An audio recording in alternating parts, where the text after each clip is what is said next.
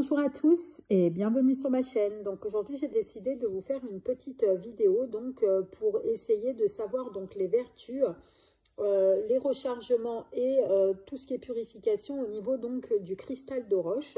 Mais avant de commencer cette petite vidéo, donc je vais vous faire une petite mise au point pour tous ceux qui passeraient par hasard sur cette vidéo et qui n'auraient pas vu les précédentes vidéos. Faut savoir en fait qu'aucune preuve scientifique n'a été démontrée comme quoi les pierres, donc tout ce que je vais vous annoncer là, en fait que ça a vraiment ces vertus-là.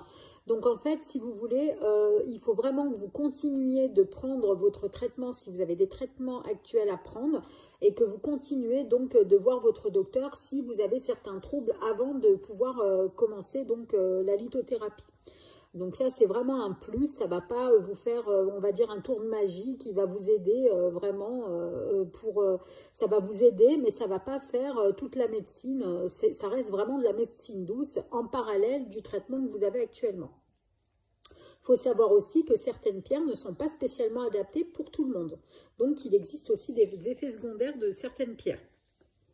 Donc pour cela, donc, je vais vous donner donc, les symptômes que vous pouvez retrouver à cause de certaines pierres. Donc vous pouvez être fatigué, avoir de la nervosité, des disputes et aussi des migraines. Si tel était le cas, ça veut dire que la pierre ne vous convient pas ou bien que ce n'est pas le moment pour vous de la porter tout de suite. Donc il faudra réessayer plus tard, comme ça vous verrez si c'est vraiment adapté pour vous ou pas. Sinon, il existera forcément des pierres similaires. Donc maintenant qu'on a fait cette petite mise au point, donc je vais vous donner donc les vertus du cristal de roche en sachant qu'il y en a plein d'autres. Mais moi je vais vous donner vraiment les principaux. Donc en fait c'est une pierre qui va vous permettre d'harmoniser vos énergies environnantes. Donc toutes les énergies environnantes, ça va vous permettre de les harmoniser. Ça va aussi vous permettre de débloquer et de canaliser donc les énergies. Elle élimine tout ce qui est négatif. Elle va amplifier en fait les vertus de toutes les autres pierres et cristaux. Elle va aider aussi à développer vos facultés de clairvoyance et de concentration.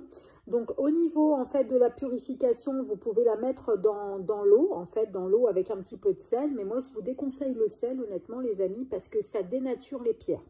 On peut simplement la rincer à l'eau de manière à ce qu'il n'y ait pas de souci. Après c'est vrai que moi, ça m'est déjà arrivé de les mettre sous l'eau avec du sel au niveau de la purification, juste pour le cristal de roche, parce que le cristal de roche, on va dire que ça absorbe énormément les énergies.